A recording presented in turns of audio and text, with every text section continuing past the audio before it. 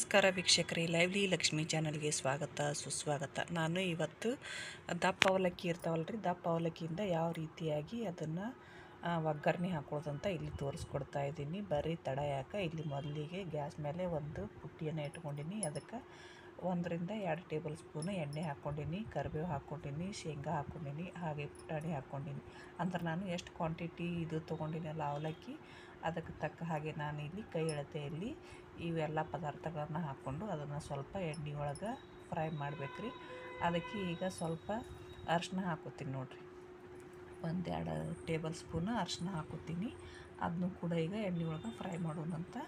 ನಾವು ಒಗ್ಗರಣೆ ಎಷ್ಟು ಚಲೋ ಮಾಡ್ಕೋತೀವಿ ನೋಡಿರಿ, ಅಷ್ಟು ಟೇಸ್ಟಿಯಾಗಿ ಬರ್ತಾವೆ ನಮ್ಗೆ. ಈಗ ರುಚಿಗೆ ತಕ್ಕಷ್ಟು ಉಪ್ಪನ್ನು ಹಾಕೋತಾ ಇದ್ದೀನಿ. ಅದಕ್ಕೆ ಈಗ ಖಾರದ ಪುಡಿ, ಒಣ ಖಾರ ಅಂತೀವಲ್ಲ, ಅದನ್ನು ಹಾಕೋತಾ ಇದ್ದೀನಿ. ಅದ್ರ ಜೊತೆಗೆ ಸ್ವಲ್ಪ ಮಸಾಲೆ ಖಾರ, ನಮ್ಮ ಉತ್ತರ ಕರ್ನಾಟಕದ ಫೇಮಸ್ ಮಸಾಲೆ ಖಾರನೂ ಕೂಡ ಇಲ್ಲಿ 1 ಸ್ಪೂನ್ ಹಾಕ್ಕೊಂಡಿದ್ದೀನಿ. ಅದನ್ನು ಕೂಡ ಈಗ ಇಲ್ಲಿ ಮಿಕ್ಸ್ ಮಾಡ್ತಾಯಿದ್ದೀನಿ ಎಣ್ಣೆ ಒಳಗೆ.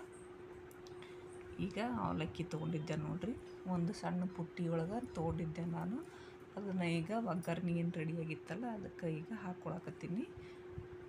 ಹಾಕ್ಕೊಂಡು ಅದನ್ನು ಕೂಡ ಈಗ ಚೆನ್ನಾಗಿ ಮಿಕ್ಸ್ ಮಾಡಬೇಕು. ನಾವೇನು ಒಗ್ಗರಣೆ ಮಾಡ್ಕೊಂಡಿದ್ದೀವಲ್ಲ ಅದೆಲ್ಲ ಅವಲಕ್ಕಿಗೆ ಚೆನ್ನಾಗಿ ಹತ್ಕೋಬೇಕು. ಆ ರೀತಿಯಾಗಿ ನಾವು ಅದನ್ನು ತಿರುಗಾಡಿಸ್ಬೇಕು 1-5 ನಿಮಿಷ ನೋಡಿರಿ. ಈ ರೀತಿಯಾಗಿ ಅವಲಕ್ಕಿಗೆಲ್ಲ ಒಗ್ಗರಣೆ ಹತ್ಕೋಬೇಕು.